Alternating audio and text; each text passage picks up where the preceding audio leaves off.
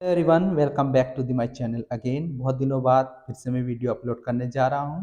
देखिए, इससे पहले वाला जो पार्ट था टाइम एंड टेंस का, लेकिन मैं पुनः प्रेजेंट इंडेफिनिट टेंस इस वीडियो में कवर करूंगा।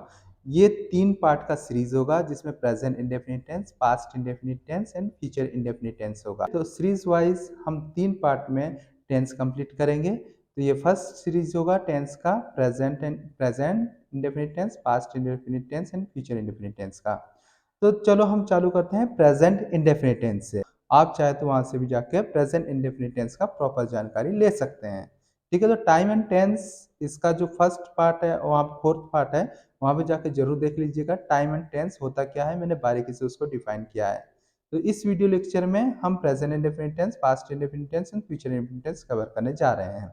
तो प्रेजेंट इंडेफिनिट टेंस क्या होता है, किस सिचुएशन में इसका यूज करते हैं और कौन से सेंटेंसेस इसमें ट्रांसलेट किए जाते हैं, इसके बारे में हम डिटेल से जानेंगे। तो सबसे पहले मैं बताना चाहूंगा प्रेजेंट इंडेफिनिट टेंस हम अपने डेली रूटीन एक्शन जो आप रोज करते हैं या कभी कभी काम करते हैं, वो उससे रिलेटेड सेंटेंसेस को ही हम इसमें ट्रांसलेट करते हैं। जैसे कि अगर मैं आपसे पूछता हूं कि तुम सुबह से लेकर शाम तक क्या करते हो, तो आप डायरेक्टली यही बोलेंगे, सर मैं सुबह जल्दी उठता हूँ, उसके बाद मैं नहाता हूँ, मॉर्निंग वॉक के लिए तैयार होता हूँ, फिर ऑफिस जाता हूँ या फिर स्कूल जाता हूँ। देखिए, इसमें आपने नोटिस किया होगा कि हर एक सेंटेंस के लास्ट में ता है, ती है, ते है, इस प्रकार के जो ता ते ती लेटर आएगा हिंदी वर्ड का। तो ध्यान दीजिएगा, जिस भी हिंदी सेंटेंस के लास्ट में ता है, ती है, ते है, वह आपका डेली रूटीन एक्शन और हैबिचुअल एक्शन से रिलेटेड ही होगा। क्लियर है? इसका मतलब ये हुआ कि एक रिकॉग्नाइजेशन के सेंस में हम इसको समझ सकते हैं कि जिस किसी भी हिंदी सेंटेंस के लास्ट में ता है, ती है, ते है, उस सेंटेंस को हमें प्रेजेंट इंडेफिनिट टेंस में ट्रांसलेट करना है। लेकिन अगर sense wise English to English जानना चाहते हैं, तो that work we do daily और sometimes, the work which we do daily और समटाइम्स, ऐसा काम जो हम रोज रोज या कभी कभी करते हैं, उसको हमें प्रेजेंट इंडेफिनिट टेंस में ट्रांसलेट करना है। यहाँ पे डेफिनेशन मैंने लिख दिया है। इट शोज प्रेजेंट हैबिचुअल और daily routine action, the work which we do daily और समटाइम्स। रिकॉग्नाइजेशन के सेंस में है ता है, ती है, ते है। ठीक है, और यहाँ पे मैंने बहुत अच्छा स्ट्रक्चर फॉर्मेशन दिया हूँ।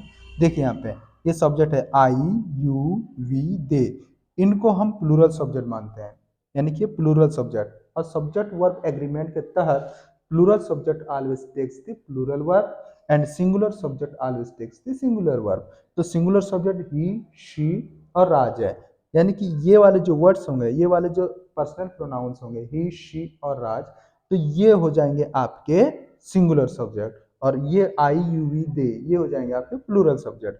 तो प्लूरल सब्जेक्ट, प्लूरल वर्ब। तो प्लूरल वर्ब कौन सा होता है? वर्ब का फर्स्ट फॉर्म नेचुरली प्लूरल माना जाता है। इसको इसमें एस या ई एस जोड़कर हमें सिंगुलर बनाना होता है।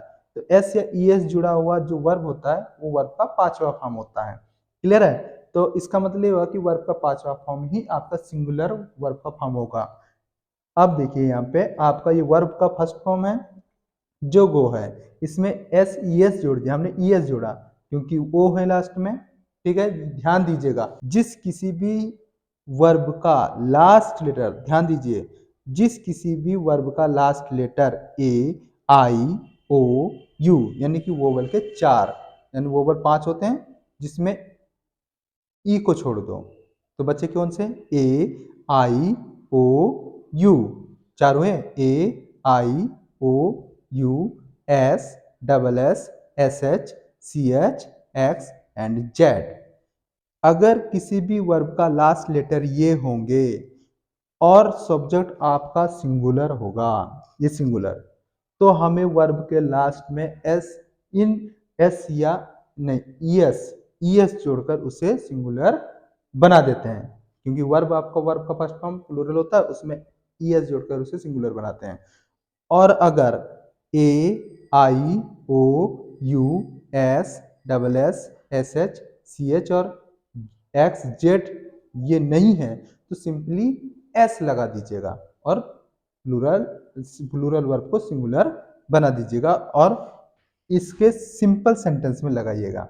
अब देखिए, मैं स्कूल जाता हूँ, तो ये plural subject always takes the plural verb. तो मैं स्कूल जाता हूँ, तो I go to school. Simple में क्या हो जाएगा, आई गो टू स्कूल। ये डू नॉट डज नॉट तभी आएगा जब नहीं होगा सेंटेंस में, हिंदी सेंटेंस में है, जब नहीं होगा तभी। देखो मैं स्कूल जाता हूँ, इसमें नहीं है। मैं स्कूल जाता हूँ तो आई गो टू स्कूल। मैं स्कूल नहीं जाता हूँ, I do not go to school. फिर भी चाहे सिंगुलर हो चाहे नेगेटिव हो, चाहे सिंपल सेंटेंस हो चाहे नेगेटिव सेंटेंस हो, हर सेंस में हमें वर्ब का पांचवा फॉर्म ही लगाना है प्लूरल सब्जेक्ट के साथ। I go to school, I do not go to school. क्या मैं स्कूल जाता हूं, तो do I go to school. Do आगे आ गया, डू यहां नहीं लगाना। अब यहां पे देखते हैं सिंगुलर सब्जेक्ट, ही शी राज, ये सिंगुलर सब्जेक्ट है। तो सिंगुलर सब्जेक्ट के साथ हमें सिंगुलर वर्ब लगाना होगा। Singular subject S E S add किया हुआ वर्ब होता है। जैसे वह स्कूल जाता है तो ही गोज टू स्कूल, वह स्कूल नहीं जाता है, he does not go to school. He does not, फिर गो लगेगा, जब डज आ जाएगा तो फिर ये नहीं लगेगा, फिर वर्ब का फर्स्ट फॉर्म लगेगा। जब डज आ जाएगा, चाहे आगे हो चाहे पीछे हो, हमेशा वर्ब का फर्स्ट फॉर्म लगाना है। सिंपल सेंटेंस में ही वर्ब का पांचवा फॉर्म लगेगा, ध्यान देना। चाहे सिंगुलर सब्जेक्ट सिंगुलर होगा तो सिंपल सेंटेंस में ही आपको वर्ब का पांचवा फॉर्म लगाना है। जब नेगेटिव हो जाता है, इंट्रोगेटिव हो जाता है, तो वर्ब का फर्स्ट फॉर्म लगाना होता है। अगर सेंटेंस को लंबा करना चाहते हैं, जैसे कि मैं तुम्हारे साथ स्कूल जाता हूँ, I go to school with you. मैं तुम्हारे साथ स्कूल नहीं जाता हूँ, I do not go to school with you.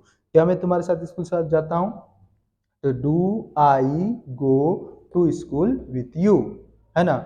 इस प्रकार से बनाते हैं। अब देखो मैं तुम्हारे साथ स्कूल क्यों जाता हूँ, why do I go to school with you. मैं तुम्हारे साथ स्कूल कहाँ जाता हूँ, where do I go to school with you. मैं तुम्हारे साथ स्कूल कब जाता हूँ, when do I go to school with you. मैं तुम्हारे साथ किस लिए जाता हूँ, for what do I go to school with you. मैं तुम्हारे साथ स्कूल कैसे जाता हूँ, how do I go to school with me with you. मैं तुम्हारे साथ कितनी जल्दी स्कूल जाता हूँ, तो how soon I go to school with you. मैं तुम्हारे साथ स्कूल कितनी दूर जाता हूँ, how far do I go to school with you. इस प्रकार से प्रैक्टिस कीजिएगा। मैं दावे के साथ बोल सकता हूँ आपको इंग्लिश जरूर आएगी। आई होप आप समझ चुके होंगे प्रेजेंट इंडेफिनिट टेंस का यूज। तो चलो हम देखते हैं पास्ट इंडेफिनिट टेंस। ओके, चलो स्टार्ट करते हैं। पास्ट इंडेफिनिट टेंस क्या होता है। देखिए पास्ट इंडेफिनिट टेंस सेम वैसा ही है जिस प्रकार से मैंने पूछा कि तुमने आज, जैसे कि मैंने पूछा कि तुम रोज क्या करते हो, तो प्रेजेंट इंडेफिनिट टेंस हमने पूछा, आपने बोला कि मैं सुबह जल्दी 5 बजे उठता हूँ, ये करता हूँ, वो करता हूँ, वो करता हूँ। ता हूँ, ते हूँ, ती हूँ, आ रहा है। लेकिन मैंने बोला कि कल तुमने क्या किया, कल तुमने क्या किया, तो फिर आप यही बोलेंगे सर मैं सुबह जल्दी 5 बजे उठा, फिर मैंने पानी पिया, फिर मैं स्कूल के तैयार हुआ, फिर मैं स्कूल गया।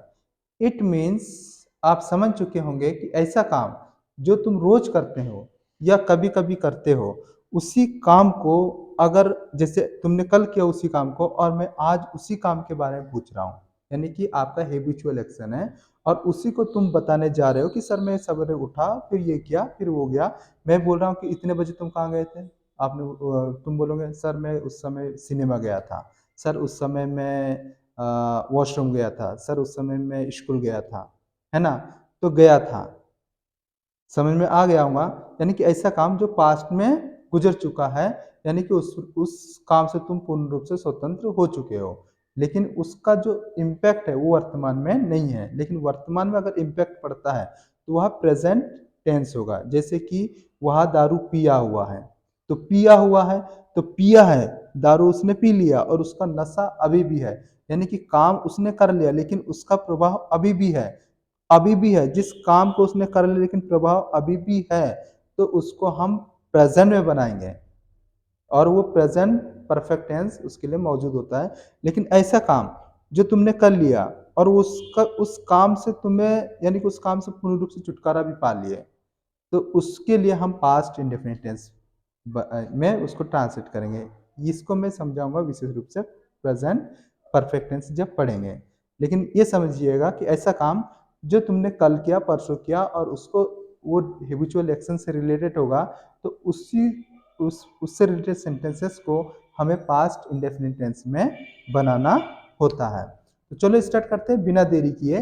देखिए it shows past habitual action और डेली रूटीन एक्शन, या पास्ट हैबिचुअल एक्शन को शो करता है, पास्ट डेली रूटीन एक्शन को शो करेगा, past daily routine action. Recognisation में जैसे या, ये, या था, ये थी, ये थे, है ना, गया था, आया था। अब इसका भी रूल कैसे, इसको भी कैसे यूज करेंगे, देखो। अगर आपका सिंपल सेंटेंस होगा, यानी कि जिसमें नहीं शब्द नहीं होगा, जिसमें नहीं शब्द नहीं आएगा, नहीं शब्द नहीं होगा, तो उसे हम बोलते हैं सिंपल सेंटेंस। सिंपल सेंटेंस देखो, तो सिंपल सेंटेंस में हमेशा इसमें वर्ब का सेकंड फॉर्म यूज करना होता है, यानी कि V2, वर्ब का सेकंड फॉर्म हमें यूज करना होता है। तो देखो, अगर मैं बोलता हूं कि मैं तुम्हारे साथ स्कूल गया, तो आई वेंट, अब गो नहीं लगाना, वर्ब का फर्स्ट फॉर्म नहीं लगाना है, ये आपका वर्ब का फर्स्ट फॉर्म है, ये वर्ब का सेकंड फॉर्म है। सिंपल सेंटेंस में वर्ब का सेकंड फॉर्म लगाना है। तो I went to school with you, मैं तुम्हारे साथ स्कूल नहीं गया, आई तो I did not go to school, I did not, अब ये नहीं लगाना है, ये वर्ब का फर्स्ट फॉर्म लगाना है, I did not go to school with you. क्या मैं तुम्हारे साथ स्कूल गया, तो डिड को आगे उठा के रख देना है और हो जाएगा did I go to school with you. क्या मैं तुम्हारे साथ स्कूल नहीं गया, did I not go to school with you. Same ऐसा ही डब्ल्यू एच फैमिली अगर आगे लगाना है तो लगाइए, मैं तुम्हारे साथ स्कूल क्यों गया, why did I go to school with you. तुम मेरे साथ स्कूल क्यों आए, why did you come to school with me. तुम मेरे साथ स्कूल कहाँ गए, where did you go to school with me. तुम मेरे साथ स्कूल कैसे आए, how did you come to school with me. तुम मेरे साथ स्कूल किस लिए आए, for what did you come to school with me. तुम मेरे साथ स्कूल कितनी जल्दी आए, तो how soon did you come to school with me. तुम मेरे साथ स्कूल कितनी दूर आए, तो how far did you come to school with me, है ना। तो इस प्रकार से इसका प्रयोग हम करते हैं। आई होप समझ में आ गया होगा। इसमें नो सिंगुलर नो प्लूरल, सबके साथ V2 लगाना है, और नेगेटिव होने पर डिड नॉट सबके साथ लगाना है, सब सब्जेक्ट के साथ, यानी कि, और उसके बाद आपको वर्ब का फर्स्ट फॉर्म लगाना है। क्लियर है, समझ में आ गया होगा, बहुत सिंपल है। No singular no plural. चलो अब बात करते हैं फ्यूचर इंडेफिनिट टेंस। ओके, तो यहाँ पे हम फ्यूचर इंडेफिनिट टेंस पढ़ने जा रहे हैं। जैसे कि मैंने समझाया, present indefinite tense habitual action को शो करता है, यानी कि आपका डेली रूटीन एक्शन को शो करता है। पास्ट इंडेफिनिट टेंस आपका पास्ट हैबिचुअल एक्शन को शो किया।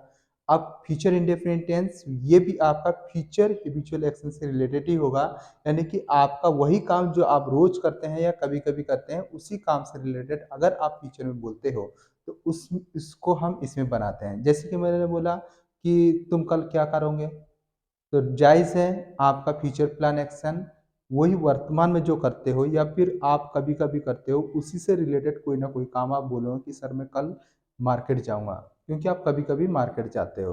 बोले सर कल मैं इस टाइम पे टीवी देखूंगा, क्योंकि आप कभी कभी टीवी भी देखते हैं। या तो फिर आप बोलोगे सर मैं सुबह 5 बजे उठूंगा, फिर मैं मॉर्निंग वॉक जाऊंगा, फिर मैं कल स्कूल जाऊंगा क्योंकि मैं स्कूल की छुट्टी नहीं है, या मैं ऑफिस जाऊंगा।